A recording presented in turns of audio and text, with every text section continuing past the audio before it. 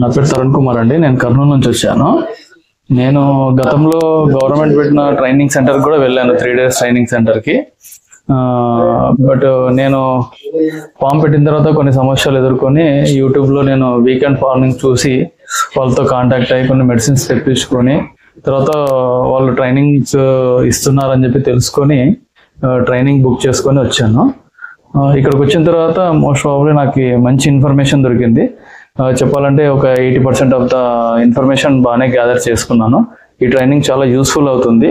ఎవరన్నా కొత్తగా goat and ship farming పెట్టాలనుకున్న వాళ్ళు ఫస్ట్ ట్రైనింగ్ తీసుకున్న తర్వాత పెట్టడం మంచిది. ఎందుకంటే నేను కొన్ని అనుభవాలు ఎదుర్కొని చాలా అమౌంట్ లాస్ అయ్యాను. సో ఎటువంటి సమస్యలు లేకుండా మనం స్టెప్ బై స్టెప్ చేసుకోనికి అవకాశం ఉంటుంది. సో నీ ట్రైనింగ్ని నాకు చాలా యూస్ఫుల్ అయ్యింది. బేసిక్ గా మీరు ఏం తెలుసుకోవడానికి వచ్చాను సార్ ఇక్కడ? లేదు సార్, యాక్చువల్గా వ్యాక్సినేషన్ ఎలా చేసుకోవాలి, తర్వాత డివార్మింగ్స్ అవి ఎప్పుడు చేసుకోవాలి, వాటికి మామూలుగా బ్రీడింగ్ అయితే ఎటువంటి ఫుడ్ తీసుకోవాలి, బట్ ఫ్యాటనింగ్కి ఎటువంటి మెడిసిన్ యూస్ చేయాలి ఏంటి అనేది దాని గురించి నాకు ఎక్కువ ఇన్ఫర్మేషన్ ఎక్కడ లభించలేదు.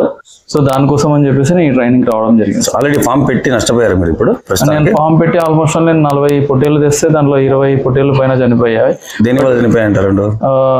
డిసీజ్ బ్లూ డంగ్, పీపీఆర్ ఇట్లా రావడం వల్ల. బట్ పీపీఆర్ ఎప్పుడు వస్తుంది, బ్లూ డంగ్ డిసీజ్ వస్తే ఏం వ్యాక్సిన్ వేయాలి, పీపీఆర్ ఏ టైంలో వస్తుంది, ఎటువంటి వ్యాక్సిన్ వేయాలి, అటువంటివన్నీ మాకు ఐడియా లేక ఆల్రెడీ అటాక్ అయిన తర్వాత వ్యాక్సిన్స్ వేయడం జరిగింది. సో దానివల్ల కొంచెం లాస్ అయ్యాను.